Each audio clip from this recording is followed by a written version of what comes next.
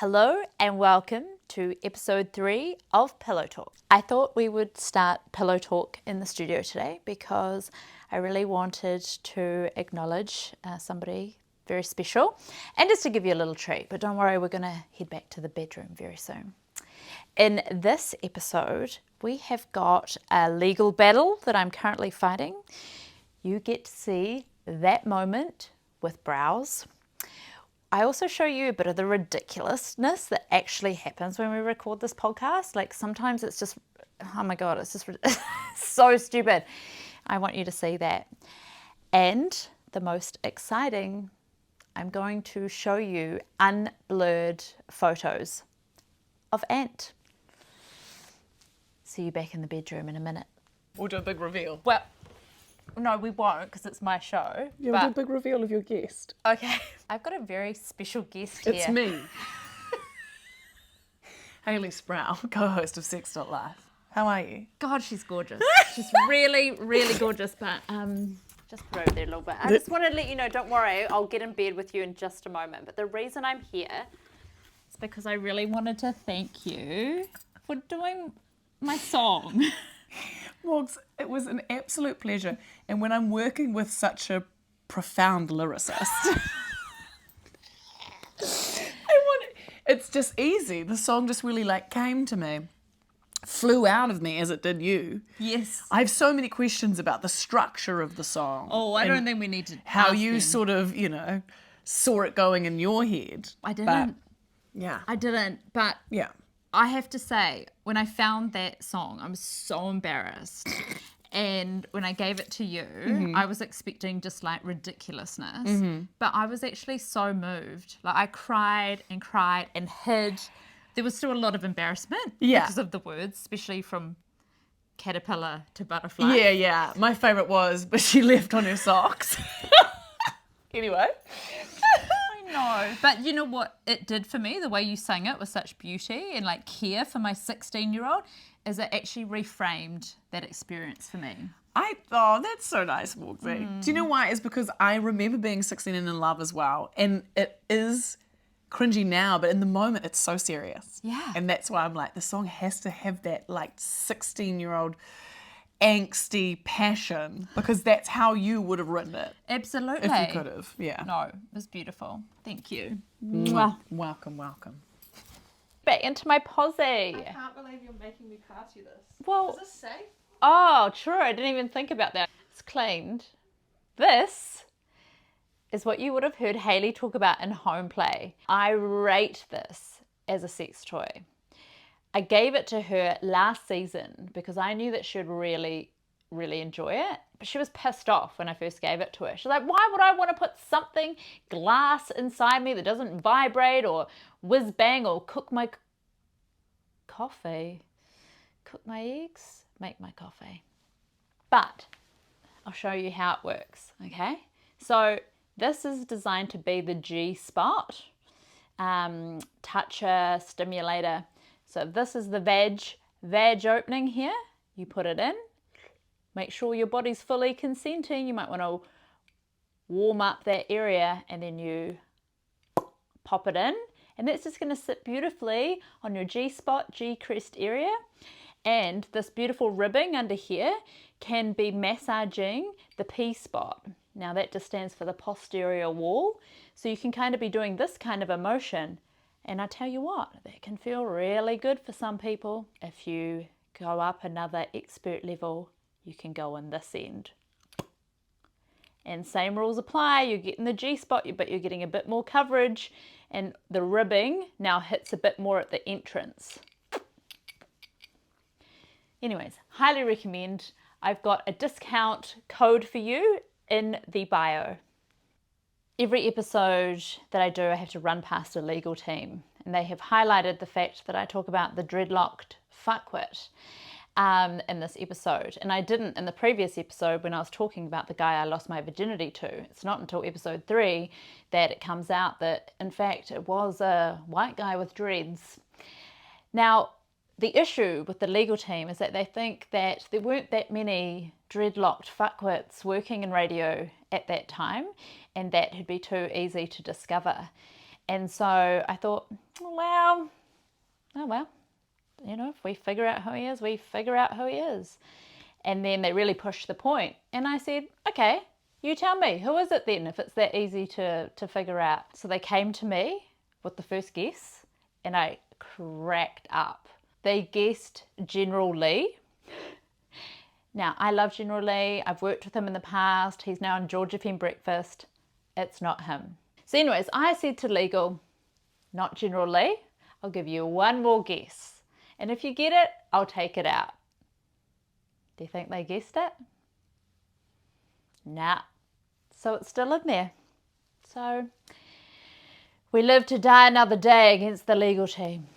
Speaking of that dreadlocked fuckwit, that was the day that I lost my virginity. But I want to talk about even that line, losing your virginity, which is a total construct, which has actually been used to sexually shame women, actually. That's what it is. Because in my mind, you're not actually losing anything. And a lot of sex educators, including myself, we actually call it your sexual debut, which I think is way more celebratory and lovely. But it isn't always celebratory and lovely for everybody. I think we have to acknowledge that. And one point that I think is really important to talk about this as a social construct of losing your virginity is if you've been sexually violated before you chose to do something sexually, a lot of people actually wonder, well, like, am I still a virgin? What do I call it? And so I think it's really important that we know that coming into your sexual debut is when you choose. You decide when you've actually lost your virginity. One of the main boys of this episode is Browse. Darling Browse. Had a real soft spot for him. I thought that maybe I could even love him. And he gave me my first munch. And we know how I feel about munching. In fact, as the episodes go on, Hayley and I we're munch hungry. We're just munch consumed. So much munching. I reached out to Browse to let him know I was talking about him in this episode. And he said to me that he was quite a private person and that he thinks that sex should just be between the two people that it's part of. So I'm sorry about that. And he likes his privacy, okay? So don't be looking around for tall men with big brows out there in the world. But if you do see a big man with brows, just say, because maybe he needs that. He set Morgan on a good munch trajectory. Okay, let's see Browse. Now, he does like his privacy, so unfortunately I've had to blur him. This is the photo of the kiss that Fletch took because he peeked around the corner. Look at that giant pillow. Look at him just dominating me there just before he asked me to be his girlfriend. Oh my God, we were just having a party. Was it my 16th birthday? I think so. Look at the Justin Marshall picture on the wall and my Winnie the Pooh teddy on my bed. Like, oh my God, look at his bloody silver necklace. Oh, it was a time, wasn't it? Okay, yes, Rachel, I'm flushed. I've also been hooking up with him, clearly. Oh, my school ball. Look at him, he took me. Look at that big corsage he bought me on my wrist.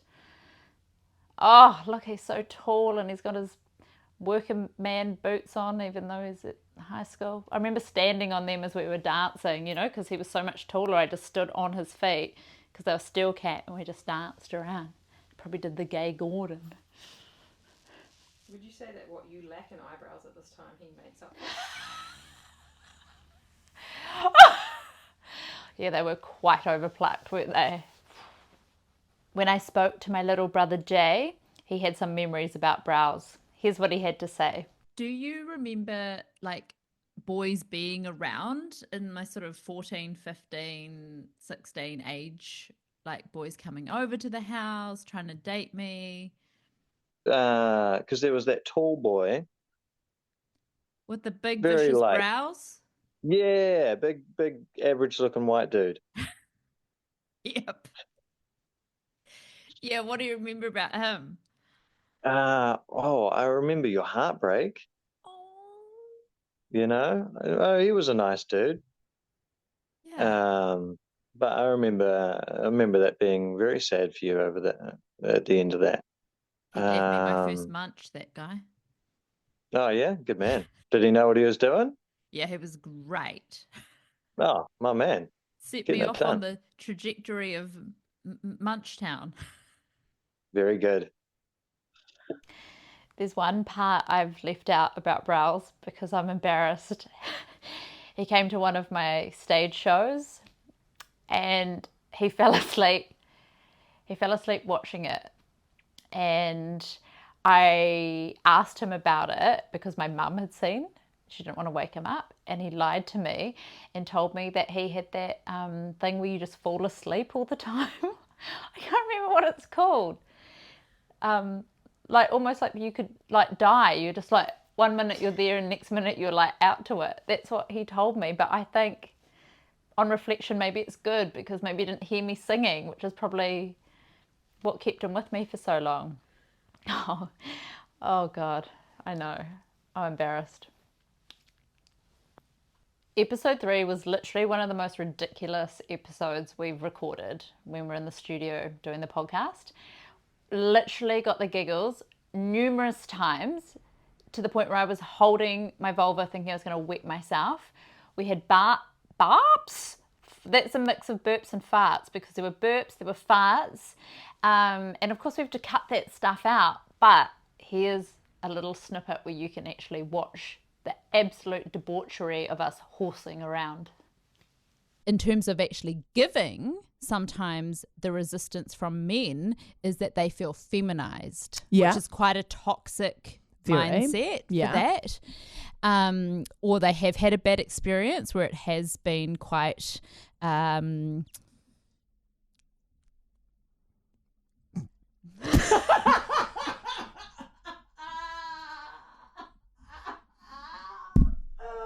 my God, I can't say it, can I?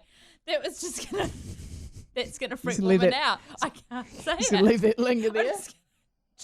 Bad experience was it has been a bit tangy.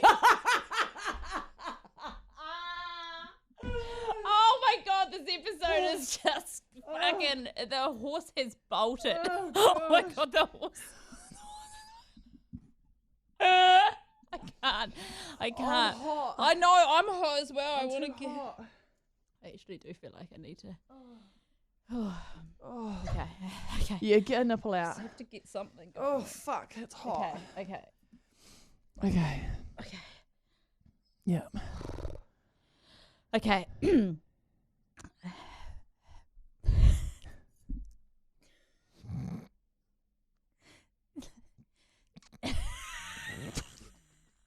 Okay, here we go. Okay. What I hear the most of from I try to be the professional.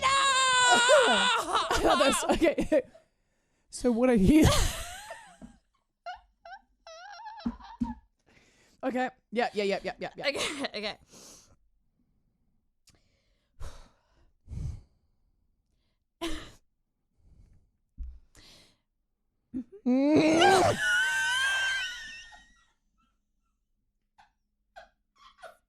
It's just outrageous. Oh my God.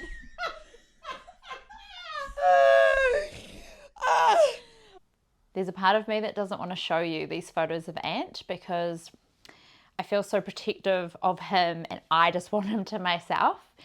But I also love these photos of us, and I think as part of the journey it's quite cute for you to finally see him.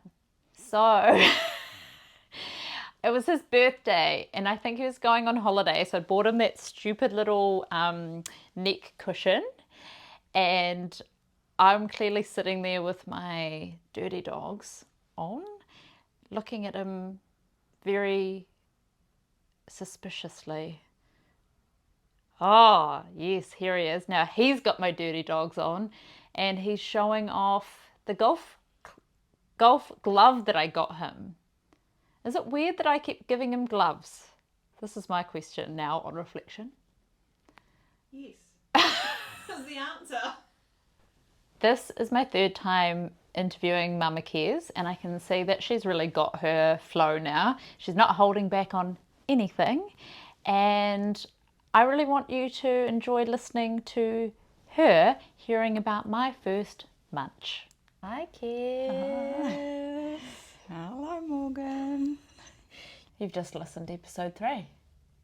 Yes, I have. Do you remember Browse? Yes, I do remember Browse. Very well. Very nice. Oh, you like Browse? I like Browse. Oh. It's a beautiful face. Do you remember that night when you'd cooked that roast and Fletch was over and we went off for our first pash in the lounge? Yes, yes, I remember it well. Did that seem strange behaviour to you? No, not really. No, it was you, remember? Like, God, anything could roll out, really. And still. Do you remember the night that you let me drive over to Motueka and I stayed the night and then I came back? Did you think I'd lost my virginity that night? Yes, I did. Did you? Yeah, I thought it was Browse. I thought you'd premeditated and planned it, and this is where you were off to. And yeah, and you did look different when you came back, so you were up to something, definitely. Oh yeah, I had my first munch. Wow. Did you used to use the word munch when you were a young gal? I don't know if people went down there as much. Really? You know, like, I don't think anyone was munching much back then. No, let's put it that way. Yeah, Okay. let's leave it there. What about gobbies? Yeah, they were, yeah, that was a sort of a thing, yeah. Okay, so just like double standards. Yeah, definitely, always. Penis owners should be getting pleasure, but not. Yeah, absolutely. Poissoirs. Yeah. Classic. Were you stoked to hear about all that money you invested into my singing lessons, that I took away a great gobby technique? Wow. Parents pay for lessons for their kids so that they'll be better at something. You know, singing, well, I mean, I know you'd never tell a bird they couldn't sing, but, well, yeah, I know, but, in that episode, I did giggle. Because, yeah, I did think, oh, wow, actually, you did learn something about the jaw and its makeup, so that was good. Oh, yeah, good it was investment good. then, A good you reckon? investment. Good investment. For life. For life. What I loved in the pillow talk was Hayley's song. Oh, last episode? Last episode. I loved it. I cried. Did you? Yeah, that was that her real voice and her, Yes. like, she really sung. Yeah, She's got she's a beautiful amazing. voice, yeah. The name of the song was From Caterpillar to Butterfly. But that's beautiful, isn't it? It's No, it's emerging. embarrassing. No, it's an emerging. It's a, yeah, you're a butterfly. Yes, stop it! You know I'm embarrassed. That was a beautiful song. I loved it. I really loved it. I loved the words. I loved Hayley's voice. And I cried. So there. Do you think you would have had the same reaction had Morgan sung it? Oh. No, because I know what Morgan would have sung it like. She left on her socks. She left on her socks. Yeah, that one. Oh, God, I got my socks on. Hayley's got talent. Yeah. Anyways, back to me. Did you know that I made Sweet Sweet Love to Ant? No, So that was news to you. that was news to me. What do you think? I thought it was very beautiful, very, yeah, I didn't know that back then you did that, but yeah, I'm pleased. Wrapped? No.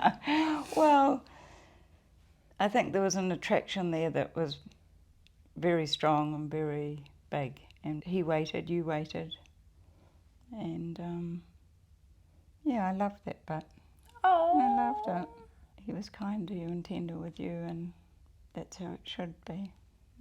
anything else that stood out for you in that episode? I was thinking about feeling like I'd failed as a as a parent, you know, teaching you about sex and about, you know, I don't know how prepared you were, and whether, you know, also wonder, you had two parents.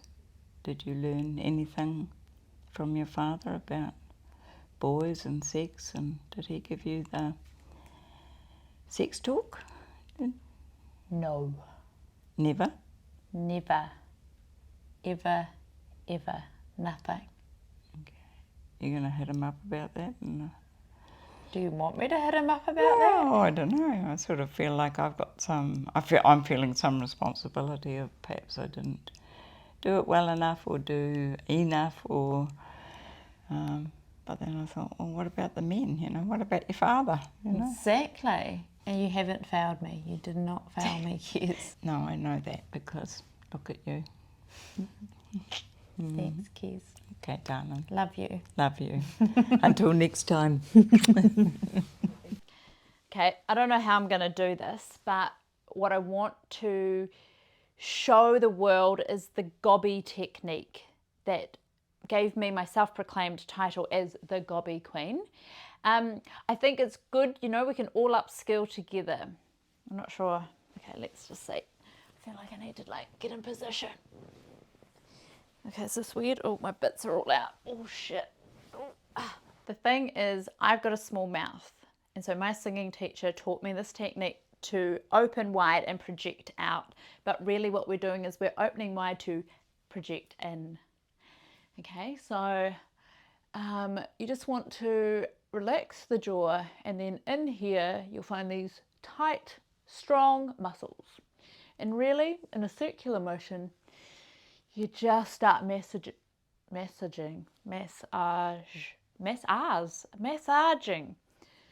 You start massaging, okay? And you want to bring in some noise.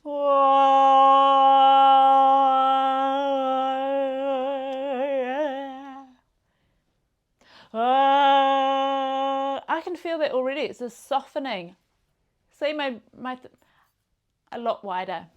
So there you go, people. Next time you're getting ready to sing at your church choir or giving a gobby, just get in there, warm up the mouth and jaw, and you're good to go. Better living, everyone. Thank you for hanging out with me in my bed again. Is it getting weird yet? Coming up in episode 4, we have got the BMX boy, Rose's boy. Again, we hear from him. We see photos of my new life. That's right, she's growing up. And the munch madness between Hayley and I continue. So I'm just gonna take you a little bit deeper on that one. And I know you all are dying for this, but I'm gonna demonstrate more of my musical prowess. No, you're not. Yes, I am. No, you're not. Yes, Rachel, I am. The world wants it. Do they? They deserve it and they want it. Thanks for being in bed with me. I love having you here. See you next week.